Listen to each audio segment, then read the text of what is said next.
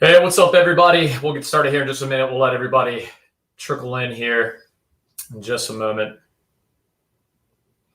Guys, if you're just joining the live feed, make sure you tell me where you're from, your name, all that good stuff.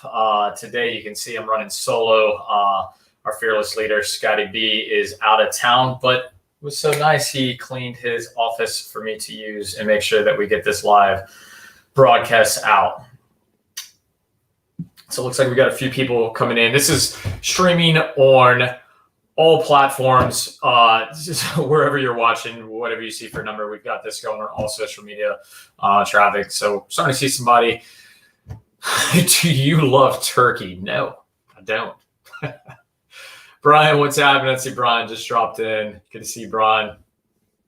I guess I can't see you, but you can see me. Good to have you here, Brian. Do you love turkey? That's the most random first question I've ever seen.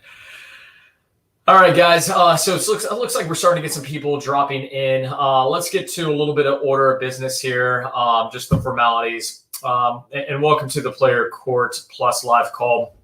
What we do with these Plus live calls is, as a Plus member, we're taking all of your questions first. So whatever you have, anything tennis related, we're making sure that we're addressing them.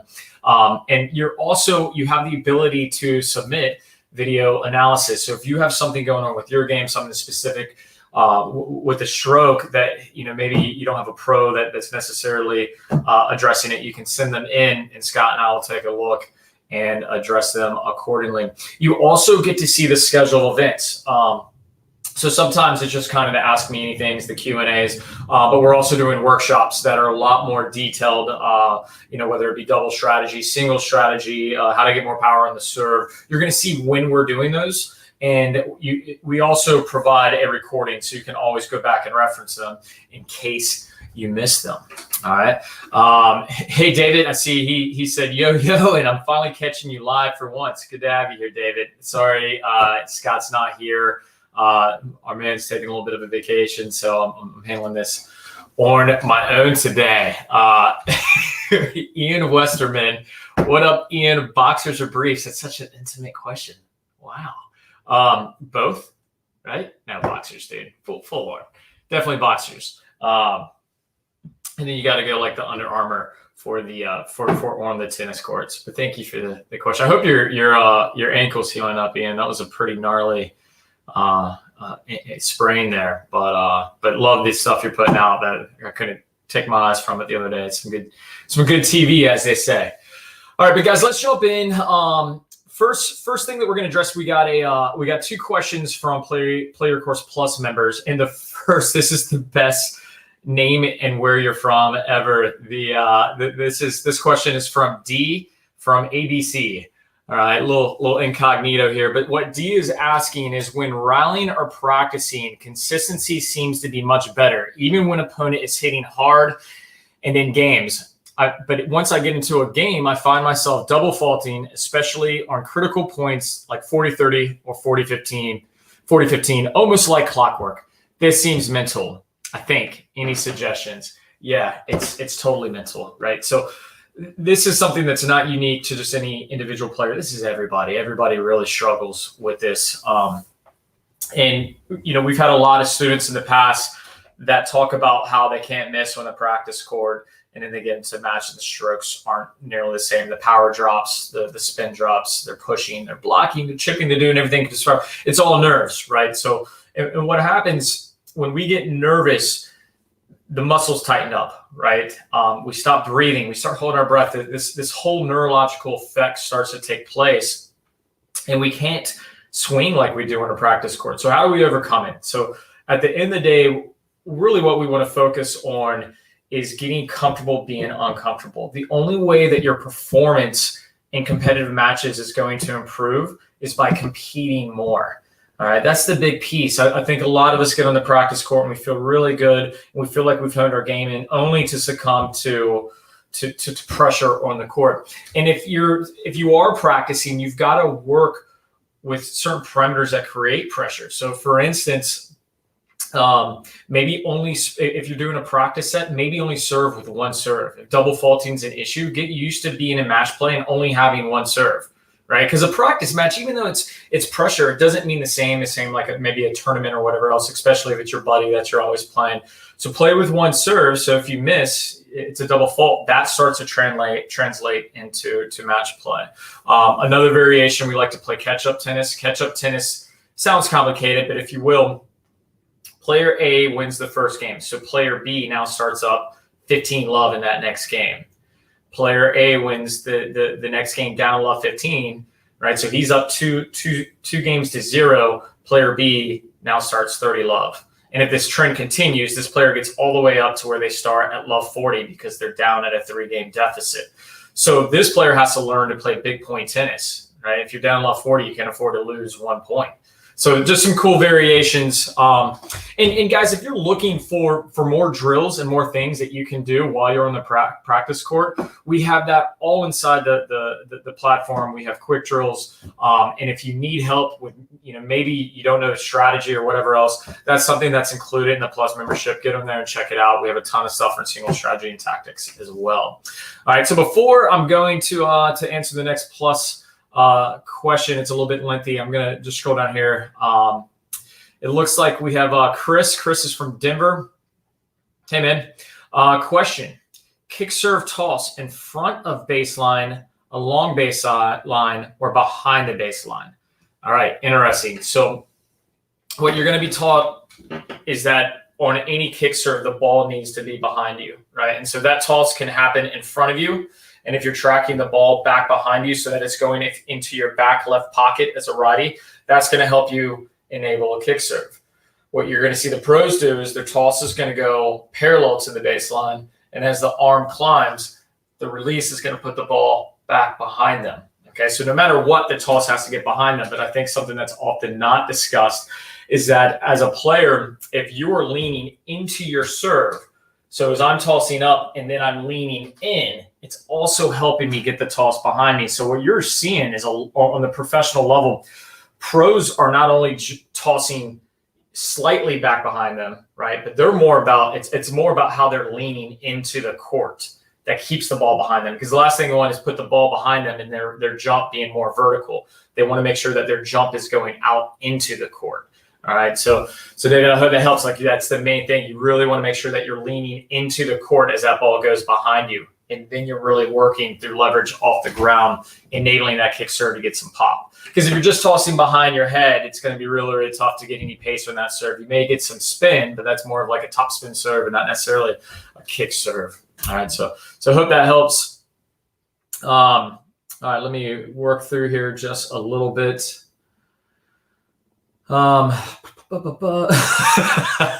Chris's boxer briefs are trunks.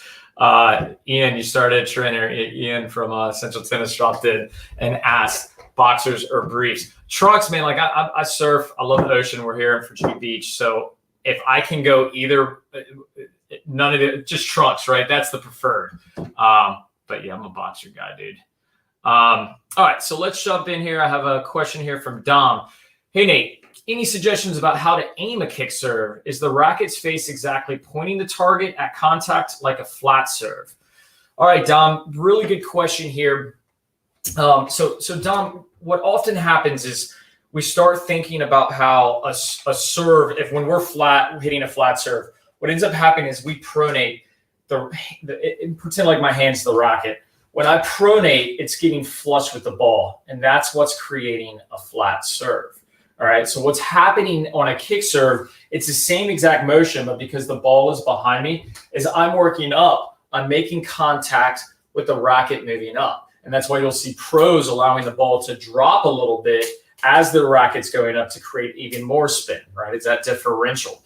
But the main thing is that I'm hitting the ball as my racket is moving up. And what you'll see in the still frame is that the hand will still get to the same position, right? It's just not coming around and pronating in front, so you're catching the ball flush. You're catching the ball like this, all right? And then your arm is finishing up. So what I like to think about is that motion is critical. Now, as far as aiming, say I'm kicking out wide or maybe the ad court, my arm will work more towards that target, but more importantly, I'm going to jump in that direction. So if I'm going T on the ad court, what I'm going to focus on, same toss, same mechanism, I'm still going to work out, and that racket is still going to finish here, but I'm going to focus on getting the head down, and I'm also going to jump more towards the center line to help bring that ball into its target. So I hope that helps, Dom. All right. So let's move on just a little bit. Guys, let me jump into real quick. We had another question from a Plus member, and this is from Plus member Brian. Brian asked, what is shot tolerance? Can you help explain shot tolerance? And I think this is a really important one. When we talk about shot tolerance, what we're talking about is consistency, but also about what affects consistency.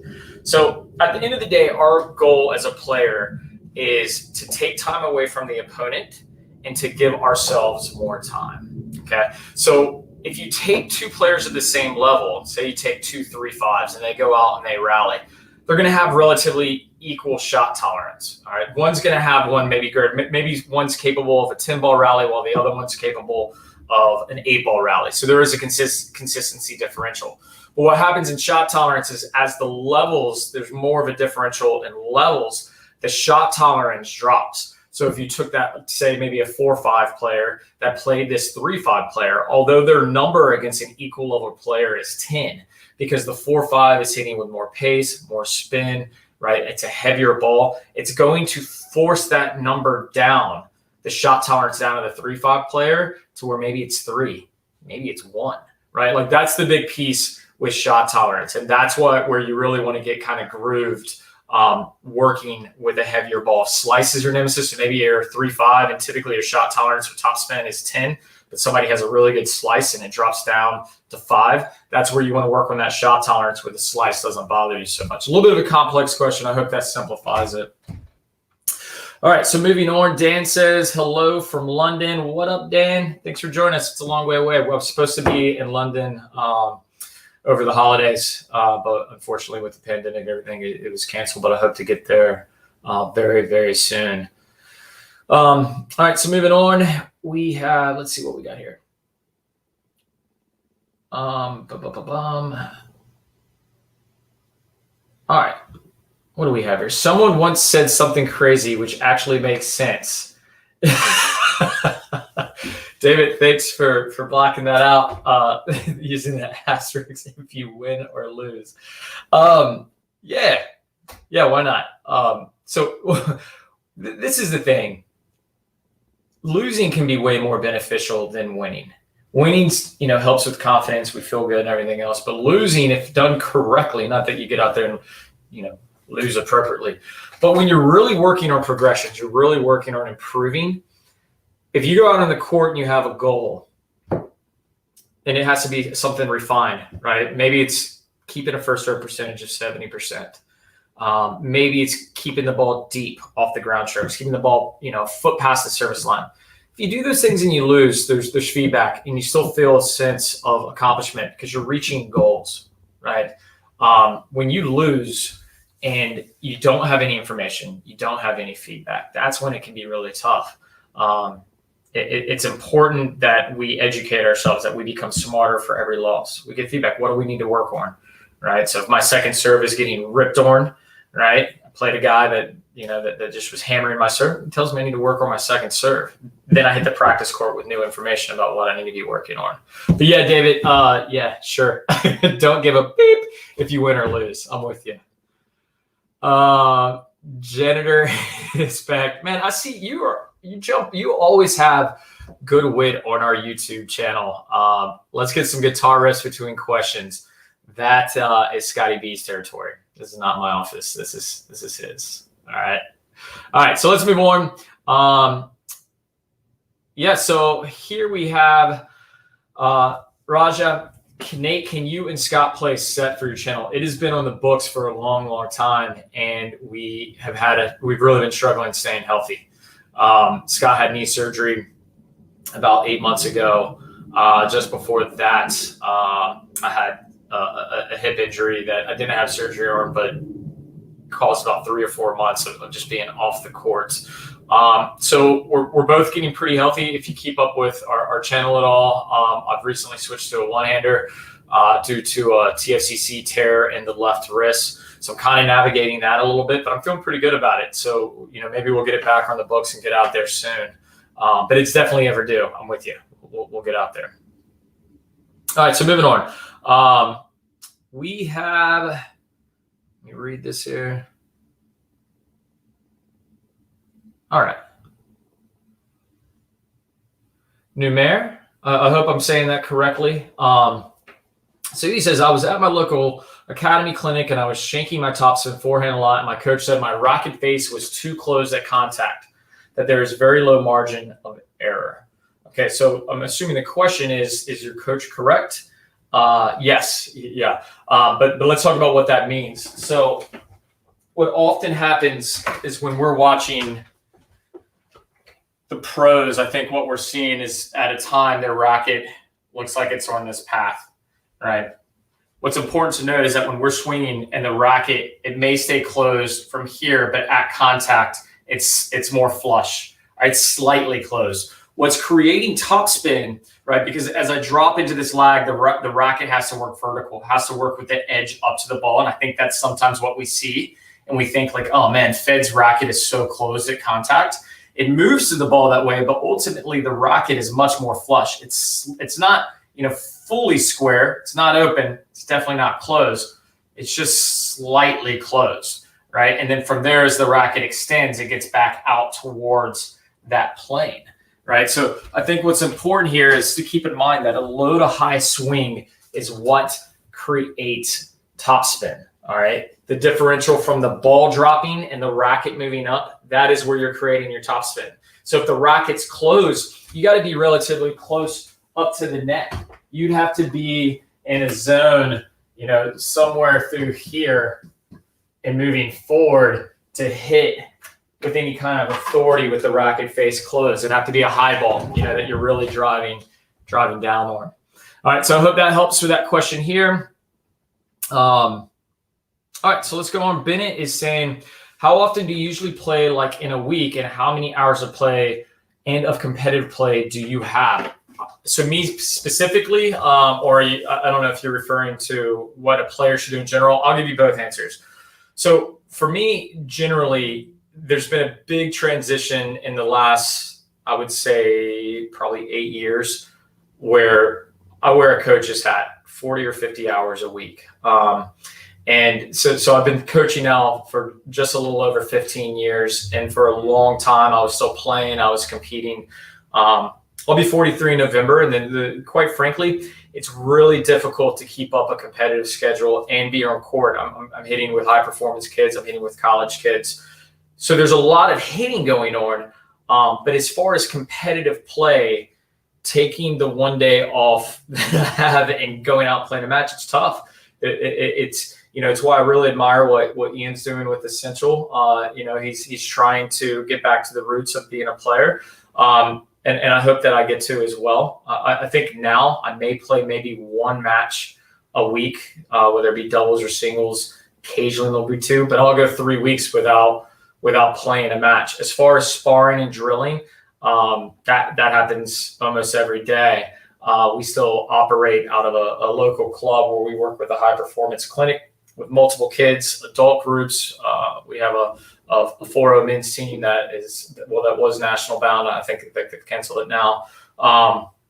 So I'm on the court a lot. I'm always hitting, but as far as competitive match play, that's diminished quite a bit. But I hope to turn that around. How much should you be playing? You've got to play a match every week. We have a local coach that we respect a lot that says that you should play 100 matches a year, right? If you're looking to be collegiate bound, you should play 100 matches a year, all right? And so ideally you're playing multiple matches, 2 to 3 matches. If you're younger and you can sustain it, 2 to 3 matches a week. As we get older, obviously that number diminishes. So then I hope that answers your question. Let me go and find this here. So guys, thanks for being patient today. Scott is our tech guru. So if I'll struggle a little bit navigating between these, but thanks for your patience.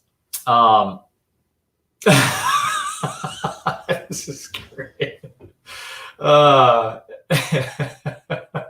right. So yesterday at TennisCon, Will was booing you and Scott. Not sure why. He's a jerk. That's why. Will Hamilton, fuzzy yellow ball. This guy's a total jerk. Nah, he's our good buddy. So within the industry, Ian, Will, and ourselves, we're all pretty tight. So that is par for the course. I'd be disappointed if Will didn't boo us. But Will's going to be in Virginia Beach this weekend, so I'm glad I know that. So when we hang out, I'll make sure to remind him how appreciative we are of that.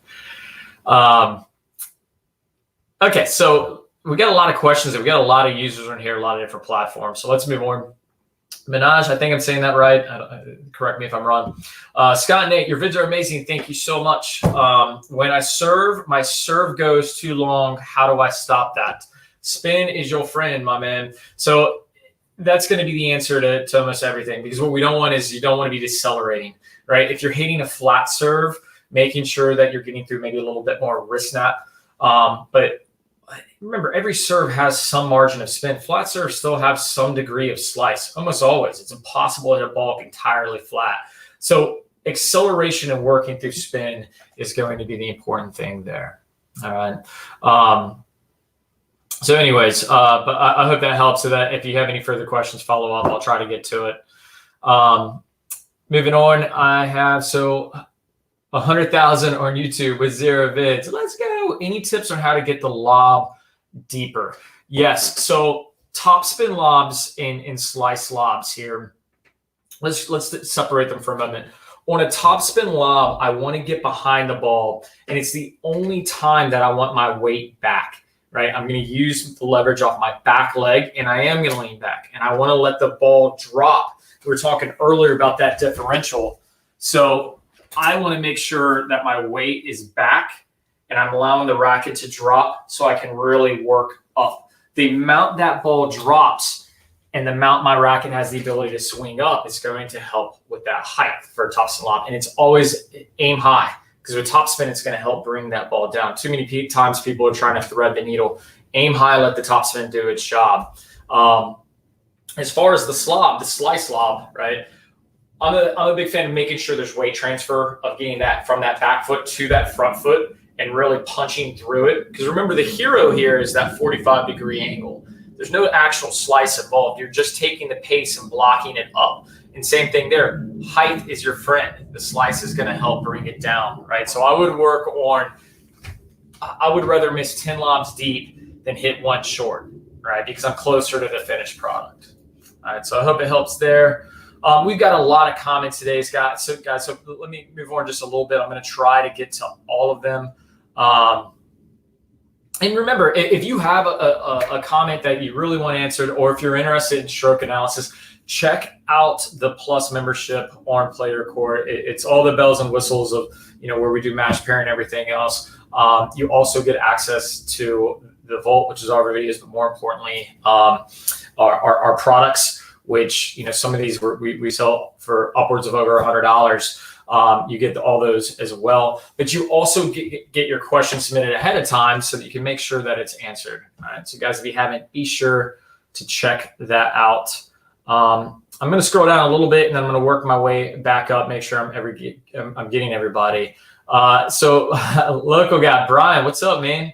Hope you're well. Brian Garcia is a strong player from Virginia Beach here. He's asking, what advice do you have on approach shots, especially on the run? I find myself slicing more often and overshooting when going for a drive angle. Yeah, so I have a saying here, Brian, and it's fast feet and slow hands, right? So what often happens is that we end up getting off the mark too slow because we start prepping the hands, right, too early. Think about how we run. So if I'm moving to the ball, I'll back up here. If I'm moving to the ball, I don't want to run to the ball like this because I'm coiled and it makes it really difficult. I still want to move to the ball this way with the hands out in front because that's how it's going to be a lot more natural to run. And then as I get to the ball, then I'll start prepping. All right, so it's fast feet and slow hands because as I get there, now I can take the appropriate steps. You're not going to be able to see my feet, but you'll get the idea where I can take these slow steps and slow myself down to the approach of the ball. I can work around it if need be. And then what we're using is the momentum of our feet getting to the ball in order to hit with pace, right? I don't need a big backswing. I'm just going to use my forward momentum in order to get some pace and some pop on that ball. So fast feet, slow hands. And sometimes it's going to happen. Like if I know for me on the backhand, if I can't get my front leg set, maybe it's a really low ball, the tendency is going to be to chip. But I do try to make an emphasis, like I'm looking for the apex of the ball. I'm looking to move to that ball and get to it as quick as I can. So I'm getting at the top of the bounce. So that way, if I'm a little bit late and the ball's dropped, I can still establish that front foot and work through it. Right. But fast feet, slow hands is definitely the way that I would approach that. Be fast out of the gates, and then there's adjustment steps as you get there, and just use kind of like a returning serve off to the side and work through the front end of the stroke. All right. So Brian, hope that helps, man. Thanks for tuning in. All right. So moving on, guys. Let's see here. Let me go. I'm going to go back, guys. Sorry, they're flooding in. So I know if I missed you, I'm going to try to get back to you and see if I can help here.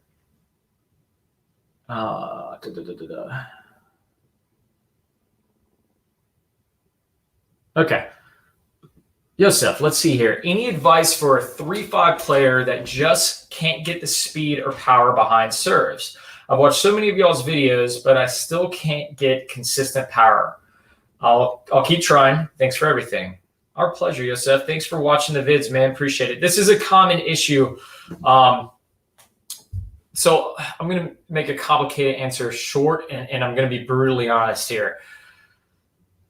There are players, what we want with power is quick twitch, right? And this is the ability, the elasticity and to work really fast. So in a serve, it's the same way that we throw. If you can throw far and you can throw fast, you can certainly hit a serve fast. It's the elasticity in the arm, this conduit of power, and then working through and snapping, right? That's a really big part of creating power on the serve.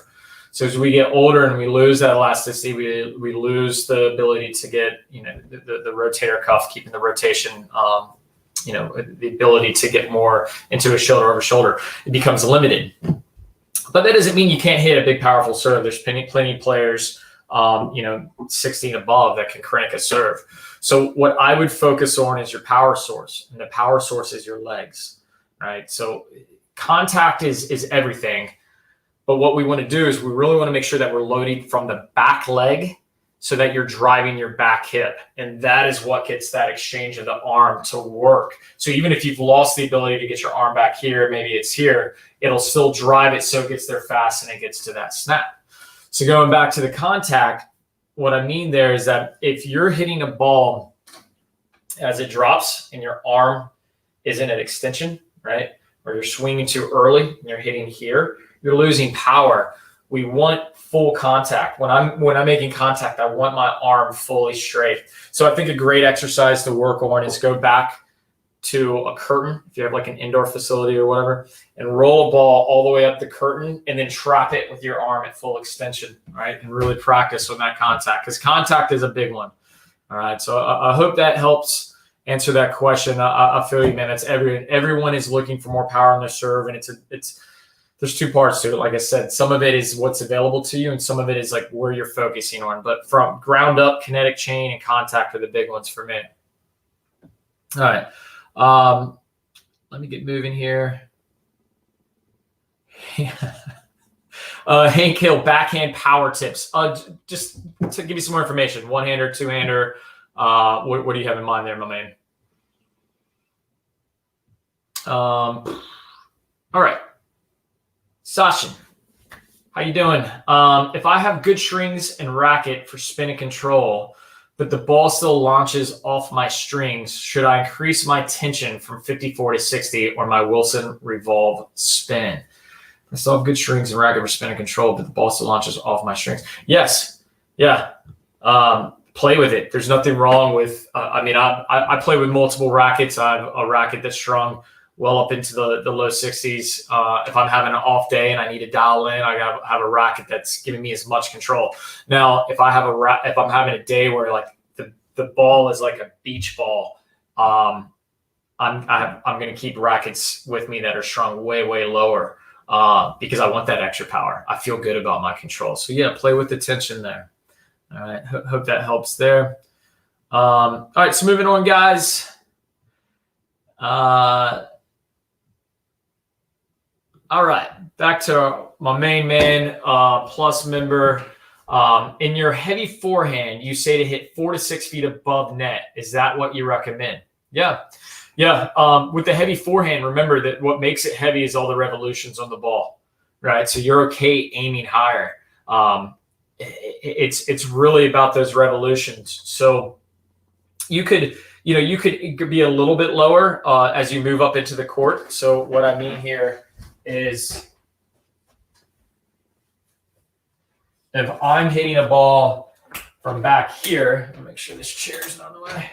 If I'm hitting a ball from back here, I'm going to really make sure that I have height, right, where I'm getting much more height, at least 6 feet, right?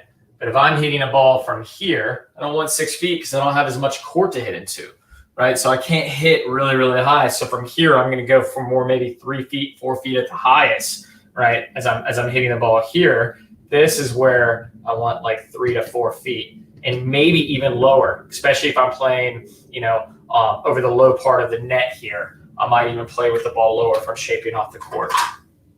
So I hope that helps there. All right, guys, I'm going to get a little sip of coffee here. Without Scott here, it's a lot of talking. That guy just rambles on. I didn't realize how tiring talking can be. All right. Keep your questions firing away, guys. We've got 30 minutes. I'll get to everything that I possibly can. I really appreciate you all being here. Very cool. This is a great live show up. We're streaming our multiple platforms. So really cool to see everybody in here. All right. So here, let's get back up. I'm going to share this. I love this. So going back to that fast feet and slow hands, Brian, glad you enjoyed it. Thanks for the kind words. David, I haven't heard this, but I really like this. Someone said going back to the fast feet, slow hands on the approach shot. Someone said like a duck in water, feet going fast, upper body nice and zen. I mean, that's it, right? Like head still, upper body still positioned, but the feet turning over and working to get on the outside of the ball. I love that. I'm going to steal that. Since you don't know who said it, David, Nate Bowling said it. We'll just pretend like that happened, right? All right. My drop shots are really high over the net. What can I do to lower the ball flight? 100,000 on YouTube with 0 vids. You are all about some ball height. But that's good. You're focusing on the right things. Let's see what we can. So my drop shots are really high over the net. What can I do to lower the ball flight? So here's what I think is important. It's the ball height isn't the end of the world. It's about the depth of your shot, right? So like a well-executed drop shot has the tendency to go, 4, maybe even, 5 feet over the net. And it's that backspin that helps the ball die. And I think sometimes we get caught on just trying to thread the needle, or we're just barely getting it over the net, right? And that's a mistake. We want to let the backspin do its job. Now, if you're hitting it like 10 feet in the net or 10 feet over the net, that's obviously a problem, right? So from there, you want to play through feel. We've got a couple videos on YouTube. In our net mastery course, we actually go over drop shots because it's such a useful tool for soft hands and the volleys, where we talk about like drop volleys. So again, guys, if you're in the Plus membership, definitely check that out.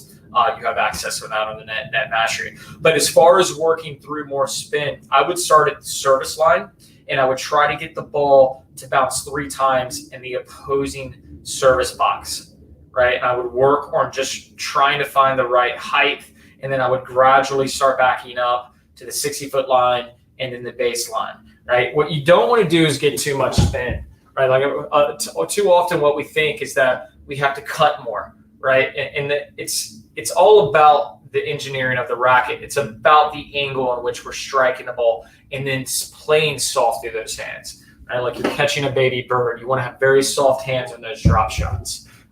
So I hope that helps. But get out there and get that exercise a go, right? Stand at the service line and try to hit a drop shot that has the ability to bounce 3 times in the opposing service box.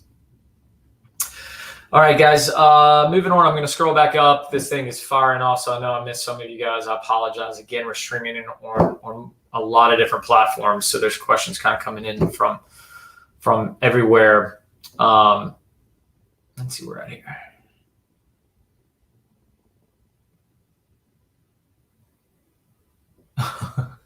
A lot of comments about Will and tennis cotton. That's hilarious. All right.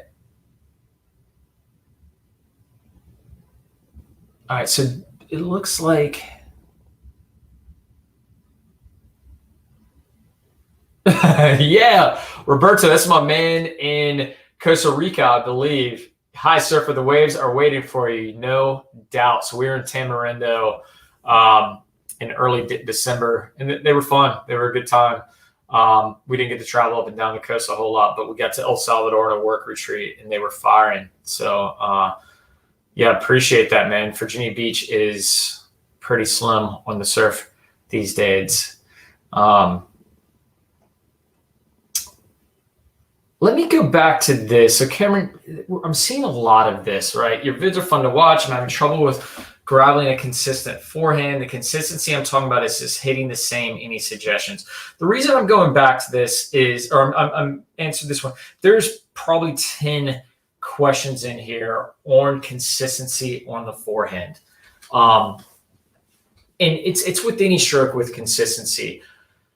I'm a big fan when we teach this. We have to be able to departmentalize each part of the stroke.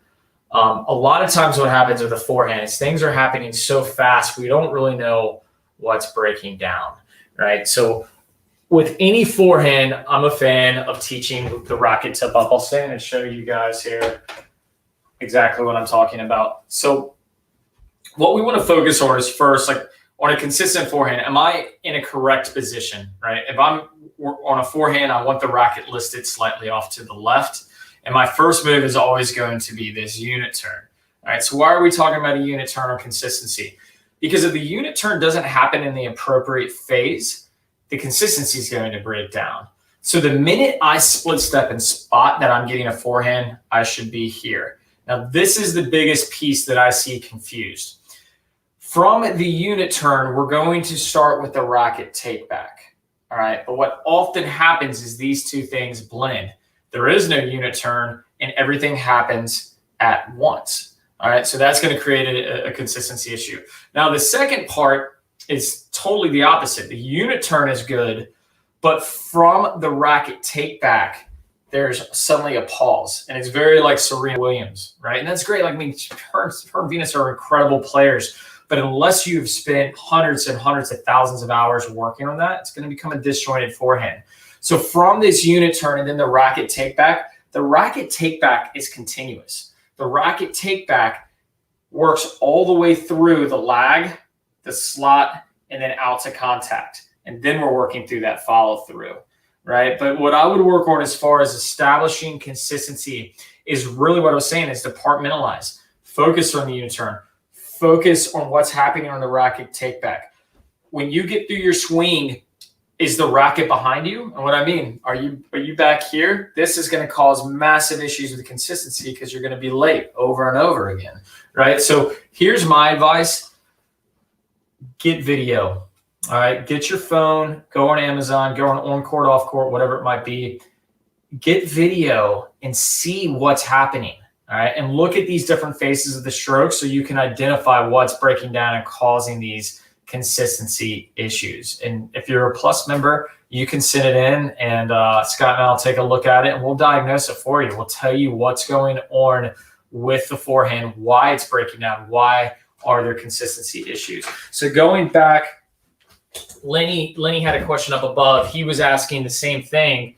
And he was pointing out that there might be a watch the ball situation. So other part of consistency is that we can get too wrapped up into our technique. We had a gentleman here, Keith, that came down for our technique training. Incredible player. This guy had the most beautiful strokes.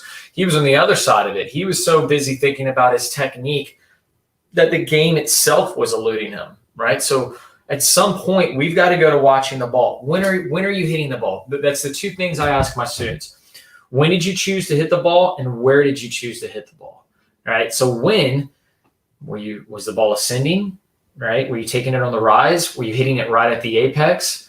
Were you letting it descend? That's truly watching the ball, not just watching a ball move back and forth. And then where? Right? You want that feedback. How much did you miss by your target? Were you right on target? Those are the things that are important. So if you're too technique driven, it's important to get back to really playing that inner game, the sending receiving game.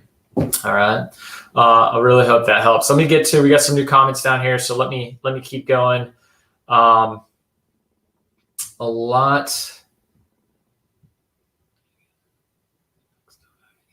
Hold on here.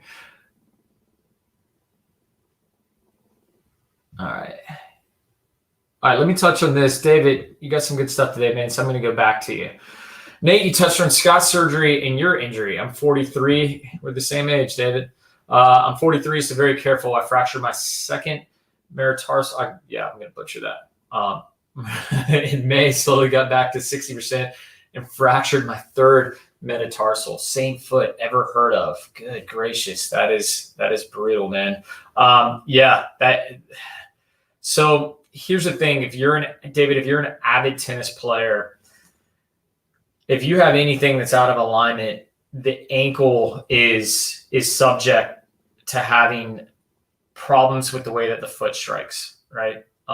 So for me, I don't know what came first, the chicken and egg. I have a lower lumbar disc issue in my back, but I have FI impingement in my hip, right? And we know the same thing with Andy Murray. I have the same injury as Andy Murray does.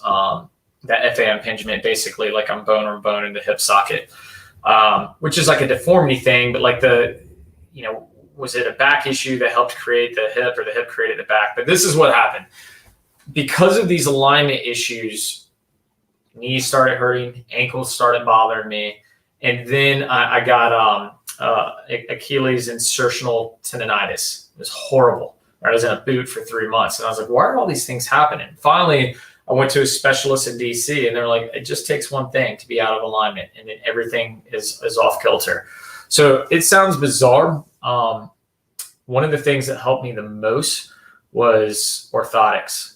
I realized I had really high arches, and where I had these irregularities, or where my ankle and how my foot was striking the ground. These orthotics, and I'm not talking about like kind of the ones you buy in the store. Like you got to have them made. Have a specialist like measure your foot and kind of see what needs work. But that helped a ton. And then the second piece is I've embraced yoga. I haven't done it as much lately, but yoga and what I hear, Pilates are phenomenal as far as alignment and keeping kind of the core strength and the things that you need to stop getting injured as we get older. 43 is not super old, but for me, I've been playing competitive sports now, for well over 30 years. So the body's taking a toll. So it's those things that you've really got to pay attention to. I hope that helps you. All right. So moving on, guys. Let's see here. Back to our Plus member. Nope. Sorry. Already answered that. That's why I need Scott here to keep track of these things. I got to answer. I got to read, answer all the things. Yeah. You understand my plight. All right. Go down here. So Jeff, what's happening, Jeff? For doubles, can you discuss when and how server should approach the net to join their partner? For doubles, can you discuss when and how server should approach the net to join their partner? Yes, I can. All right. So for you Plus members, you have access to doubles movement mastery, and we answer all this. All right. This is a great question. We're going to go over. There's multiple ways to get to the net. I'm excited about this question. This is a good one here. So in this scenario, what Jeff's asking is, how do we get to the net? So what often happens in doubles is we start seeing a rally that occurs where this just becomes singles, right? And you know that you should be following the ball, right? You're following the ball. As it gets back, You're doing all this good stuff. That's exhausting. So we know that we have to get to the net, and there's multiple ways to do it. And the first one is by far the most obvious. It's the invite, right? You get a short ball. You hit a good serve. You get a short ball that's replied. You move up into this position. This is the obvious one, right? You should go to the net. Party's at the net, all right? Now, what I see often break down here is how you get to the net, all right? Now, I won't go into this in a ton of detail, but this is all about whether you're going push, pull, or stretch, right? So push, you're hitting deep, right? Pull, you're hitting short, and then stretch, you're trying to hit in this area to pull them off the court. What often happens is people arbitrarily put the ball somewhere in here, and then they don't know what to expect, whether they're getting a lob or whether they're getting a passing shot or whatever it must be. That's a problem. All right, so that's number one, and that's by far the most obvious, is that you get a short ball, so you get the invite, okay? So let's go number two. When should your partner come in? All right, so whether it be a serve or not, this is another good time. So in this scenario, from here, maybe the servers hit the ball, the returners put it back deep, and this player has hit a lob. I'll use the broad side of this marker so you can see this, all right? Has hit a lob. So what we see too often is this player switches, and this player moves over here, and then they have a really awkward rally down the line. It doesn't make any sense. As soon as that lob has cleared that net player, you should be moving forward to the net, and you're going to be in the staggered position. 9 out of 10 times you make a righty run to their backhand, they're going to hit a lob back. So you don't want to hang right over the net. You've got to move in, hover, split step when they make contact. If it looks like they're going to go for the pass, then you can close. But if they hit a lob, you're ready for it. That's number two. All right. The third time, and really the time that we use the coming to net cues the least, because it's counterintuitive, is when your partner hits a volley. Right. So serve goes in, this person hits the ball to your partner, and your partner volleys back. And here it can be, they can volley back short, or they can volley back deep. But this is the thing that ends up happening. If you stay back, it gives them time to bail out. If they went deep, they can lob. If they go short, they can move in and they can drop you back short. By moving in this situation, when your partner hits a volley, it puts extreme duress on them. Because what you got to remember is when your partner hitting the volley, it's taking time away from the baseline player.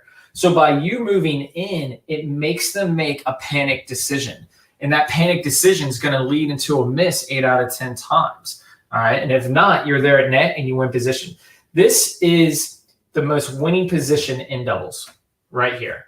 All right. Because if these two people are at net, they're playing 2-on-1 here. And this person should only get the ball when they're looking to put the ball away. All right. So those are the three big ones to me. There's some other ones, but that's the ones that I would focus on.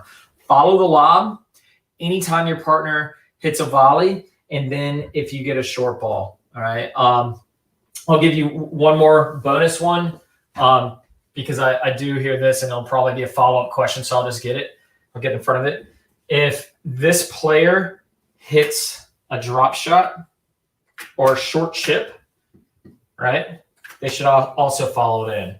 The reason being is that these shots almost always result in a drop shot back. You don't want to get beat by that. So you want to make sure that you're moving in, and then you can cut it off and hit into the open court there.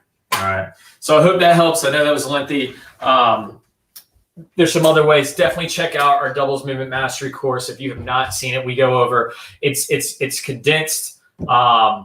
It's gracious. I mean, as far as being digestible, it couldn't be easier, but we go over absolutely everything. And that way you can keep it in your back pocket for reference.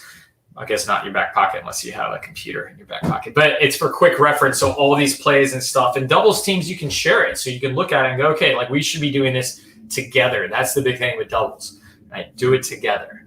All right. All right. Moving on. I hope that helps, Jeff.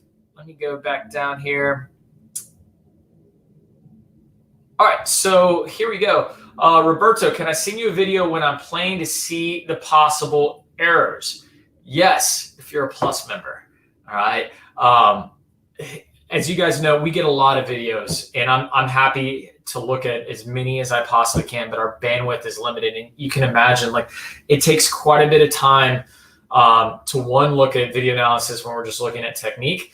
But for match play, I've got several students that are collegiate players. They're sending me video every week. And then our Plus members who share in some video or whatever. I'm happy to look at match play, but we do ask it be within the membership. Otherwise, we can't do live calls and fun stuff like that because I'd just be looking at video all day. If you want to send me a condensed version, if you want to show me, one or two games, I'll try to take a look at it. If I can't make any promises there. But Roberta, if I visit Costa Rica and you show me that the hidden secret spots, maybe we can figure something out.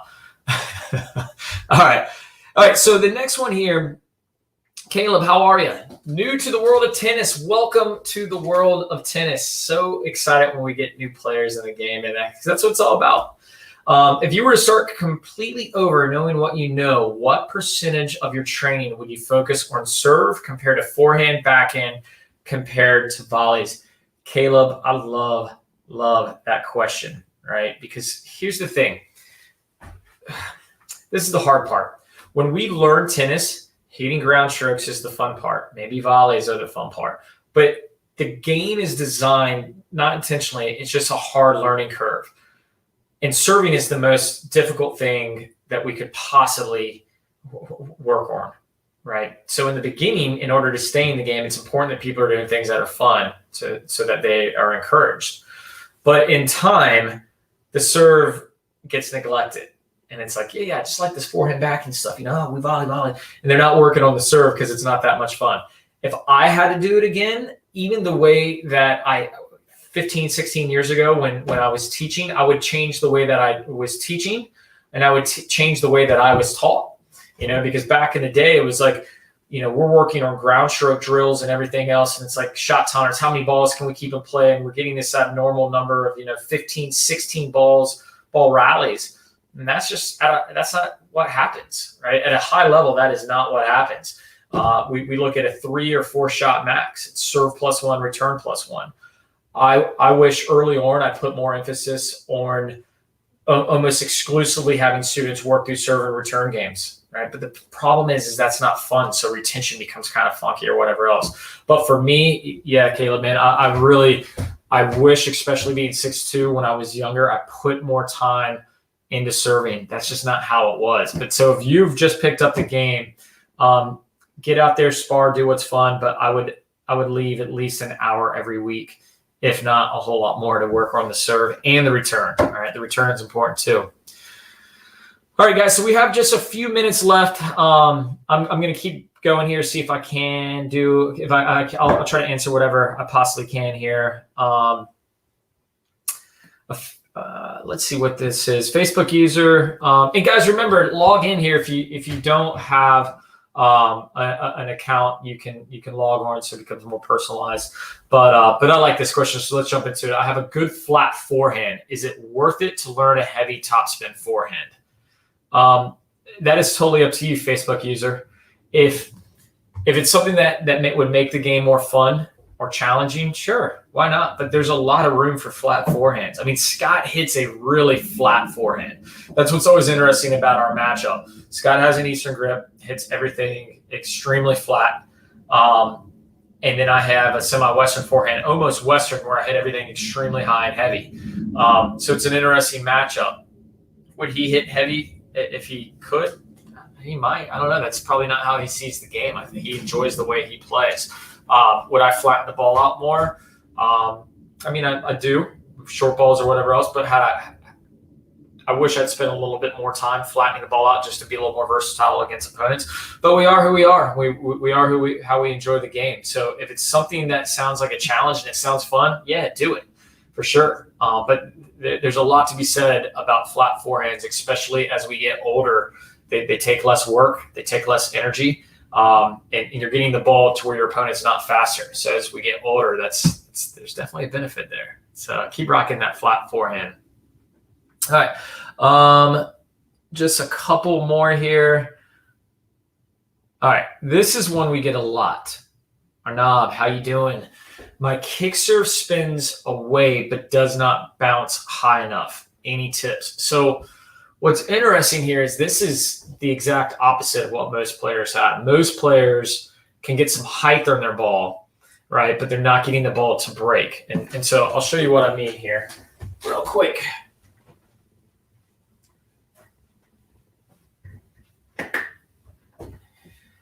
So most players have the ability to hit a kick serve, but the ball hits and then the ball stays up, right?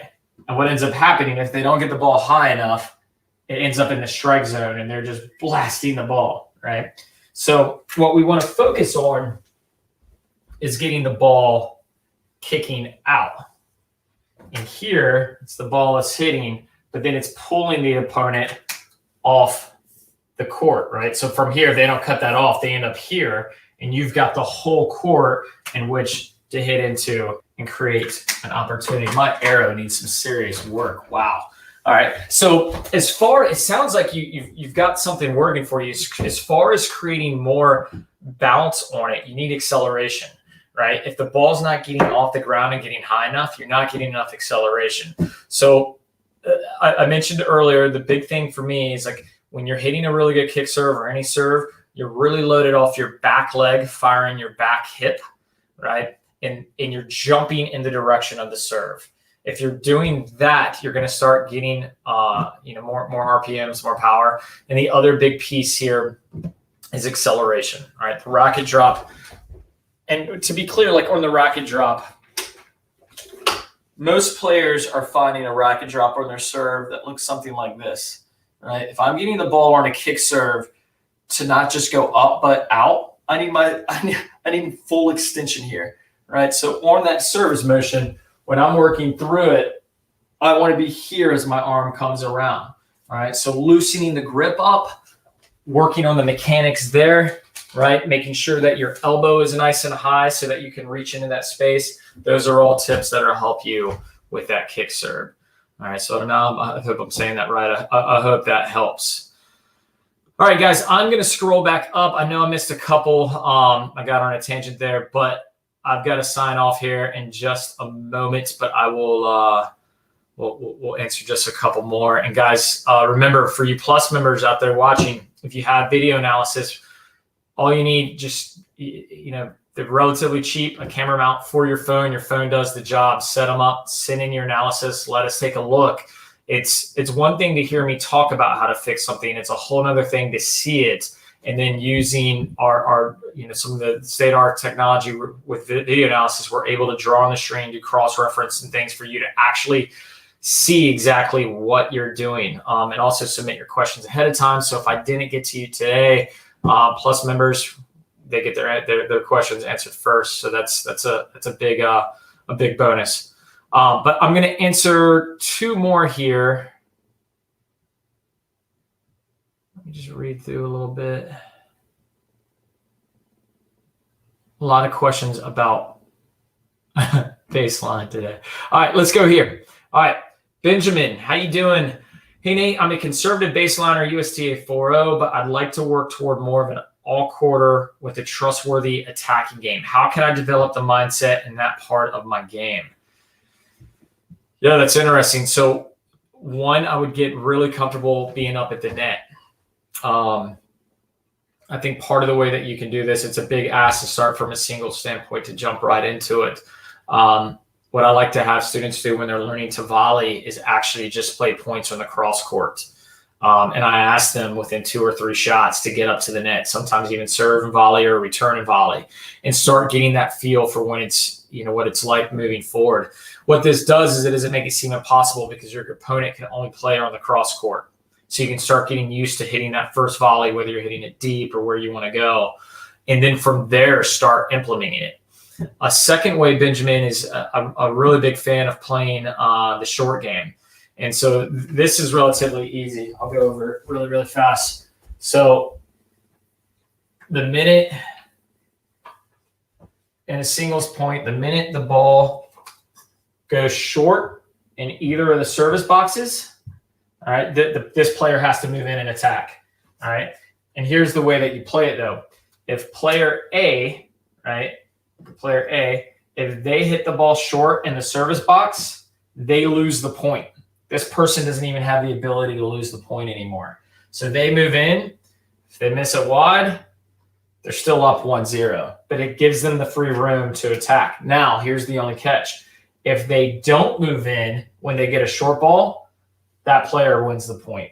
So it's just fun little games to get you out there and kind of get you out of your comfort zone to where you'll start moving forward, because it's not going to happen in match play. If it's not natural, it's unfortunately not going to happen. So you want to start, putting it into gameplay and stuff like that, like practice stuff.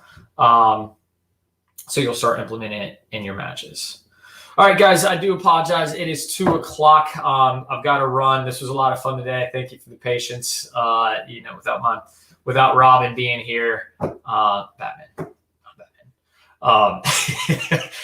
Navigating all this is a little bit funky, and you guys are super patient. Had a ton of people active, so really, really appreciate that, guys. Thank you so much. We'll be back next week. I think we are looking video analysis either next week or the following week. Scott will let us know, or let me know when he gets back in town. But until then, guys, hit those courts, keep practicing hard, and we'll see you soon. Thanks so much for attending today. See you soon.